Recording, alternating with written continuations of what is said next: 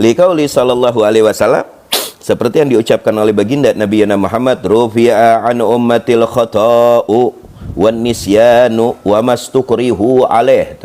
Rufi'al ghalamu, diangkat tuntutan oleh syariat terhadap siapa? Terhadap ummati, terhadap umatku, kata baginda Nabi Muhammad. Di dalam hal apa?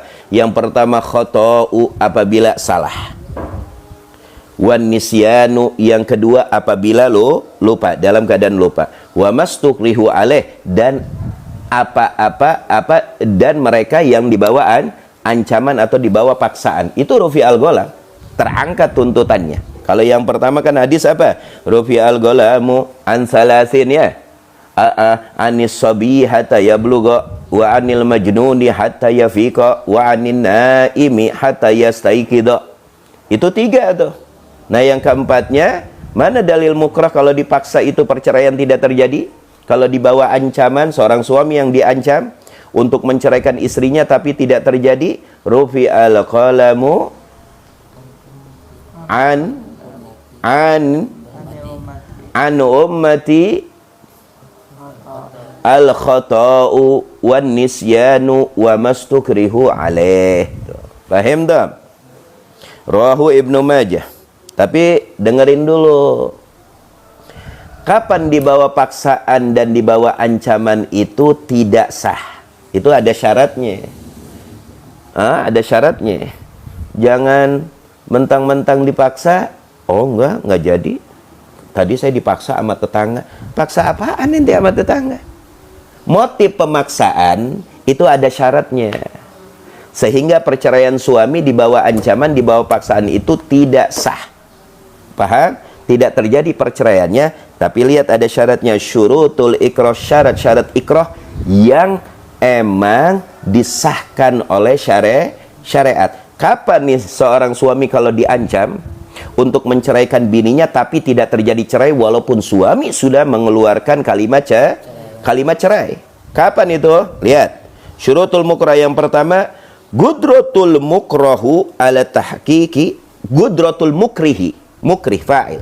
Gudrah, mampu al-mukrih yang mengancam tersebut, ala tahqiqi tahdidihi, ala atas tahqiq, membenarkan tahdidihi, ancamannya. Jadi kita lihat dulu, ya, itu syarat yang pertama, emang benar-benar dia akan melakukan apa yang telah dia ancam kepada kita. Paham dong? Syarat yang kedua, yang pertama kan gudratul mukrih, mukrih pengancam, pemaksanya. Syarat yang kedua, adamu gudrati al-mukrahu, tidak ada kemampuan mukrah. Siapa mukrah?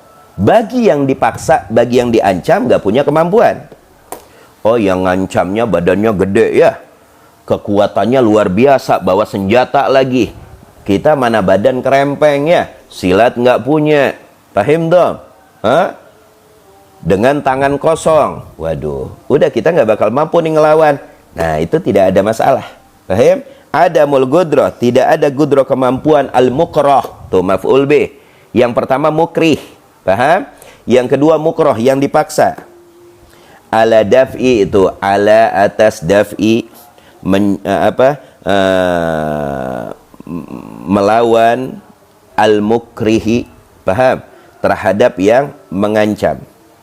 Walaupun bil harab, walaupun dengan lari. Awil istighosah, atau istighosah meminta bantuan terhadap orang sekitar. Paham toh?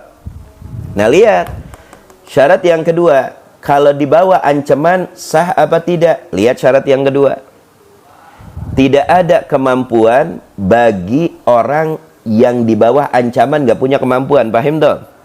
Untuk apa itu? Untuk membela diri, daf'il daf'il apa itu? Daf'il mukrih, untuk membela diri dari si mukrih. Emang nggak bisa ngapa-ngapain, badan gede, ya, peralatan dia bawa, kita tangan kosong, karate nggak punya, ya, bisanya cuma bikin es lilin. Wah, repot. Paham dong? Ngelawan tidak mampu, dan juga lari pun tidak mungkin, atau meminta pertolongan kanan kiri tidak mungkin. Ya sudah, itu berarti sah. Paham nggak? Perceraiannya tidak disahkan oleh syariat.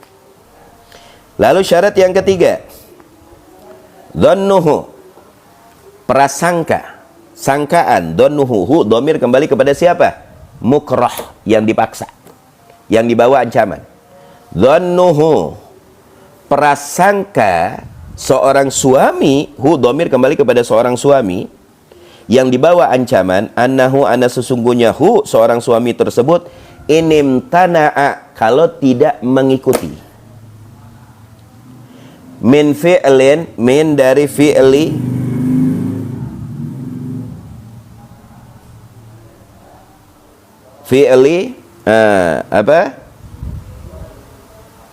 ancaman ya, ma'akroha alaih, apa yang diancam alaihi atas si suami tersebut. Kalau tidak mengikuti, min fi'li, min dari fi'li, melakukan ancaman tersebut, paham?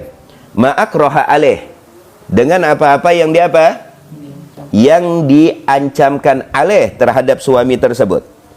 Hak kokok, dia akan melakukan tuh. Hak kokok siapa? Yang mengancam tersebut akan melakukan. Hak kokok fi'lu, bentuk ancaman, ma khuwifa bih, yang khuwifa, ditakut-takuti, bihi, dengan ancaman tersebut. Paham? Jadi wajib ada dhon, prasangka yang kuat. Ini kalau nggak saya lakuin, benar-benar dia akan melakukan apa yang dia ancam kepada saya. Paham tuh? Jelas apa tidak? Hah? Kalau emang feeling kita kuat, wah, ini kalau nggak saya turuti nih, dia akan melakoni apa yang dia ancam kepada saya. Nah, itu syarat yang ketiga. Paham dong? Jelas? Jadi ada 3 syarat. Kapan seorang suami diancam dan di bawah ancaman untuk menceraikan istrinya, maka perceraiannya tidak sah, la yaqa. Paham tuh? Jelas apa tidak? Faidatun yaqa'u talaqul mukrihi, mukrahu, yaqa'u, terjadi tolak mukrah, suami yang diancam, bihak, dengan benar. Paham? Kecuali gini, ancaman tersebut emang benar, ini si suami patut diancam seperti itu ya. Kalau emang ancaman tersebut sesuai, emang perlu si suami ini diancam dan dipaksa untuk menceraikan, maka perceraiannya itu yago, terjadi. Kapan itu? Kita lihat. Bihaqi, dengan benar tuh.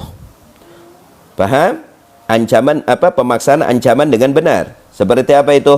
Ka ikrahil ghadi, seperti ikrah, pemaksaan. Al-ghadi, seorang ghadi, li zauji, bagi suami. Paham?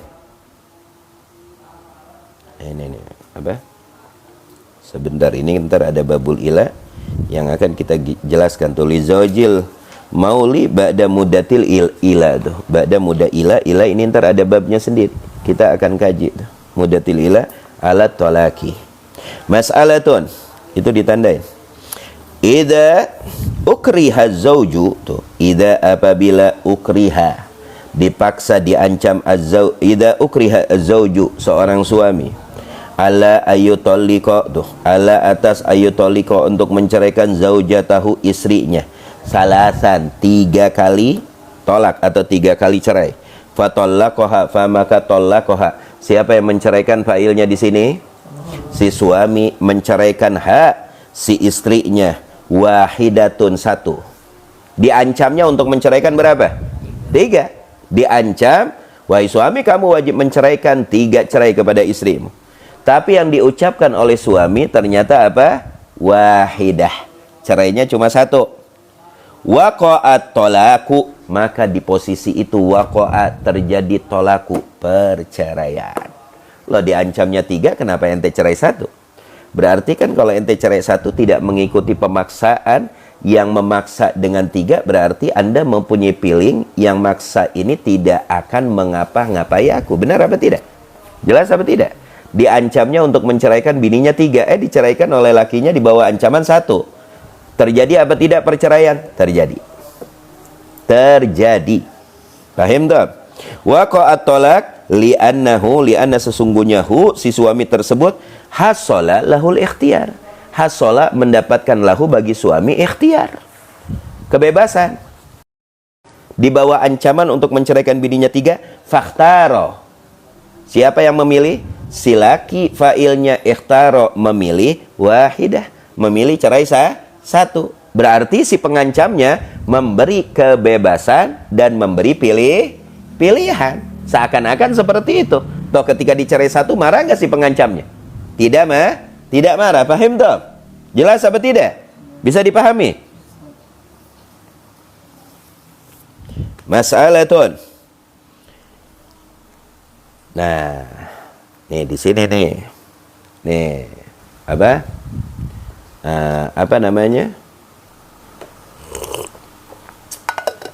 Suami yang lagi mabok, kepalang mabok.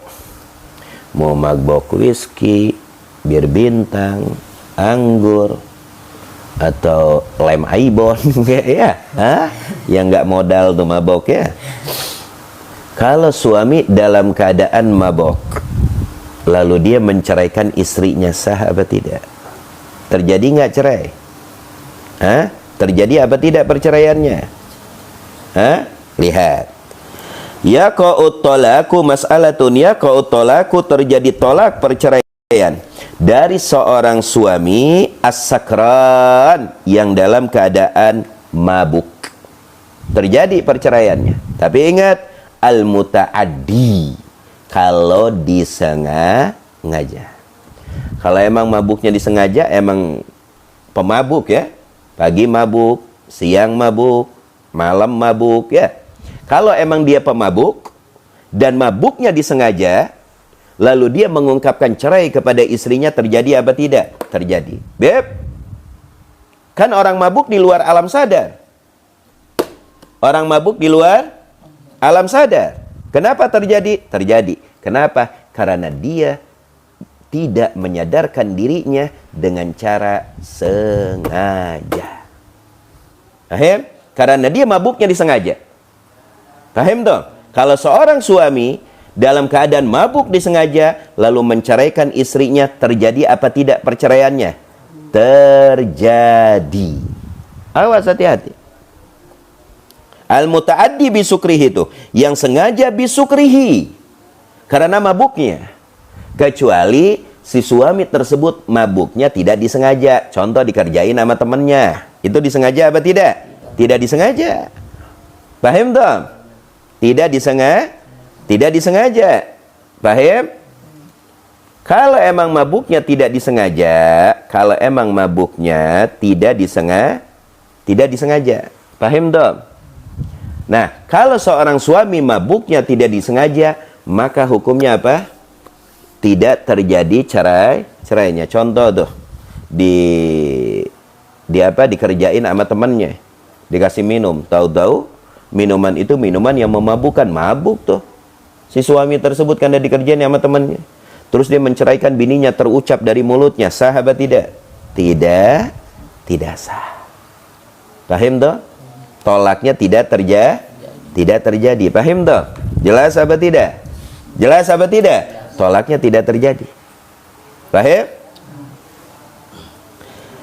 Apa motif dan hikmahnya? Taglidun bihi, itu taglid. Pelajaran. Syariat memberikan pelajaran, taglid, pelajaran bihi, terhadap suami yang sengaja mabuk.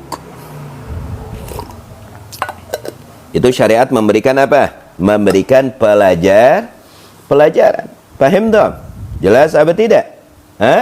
Paham dong? Nah, berarti ada berapa sifat dari seorang suami yang apabila mengucapkan cerai kepada istrinya tidak sah perceraiannya? Ada berapa sifat? Ada empat sifat. Biarin dia 3, kan lagi belajar sama orang sono dia. Yang pertama apa?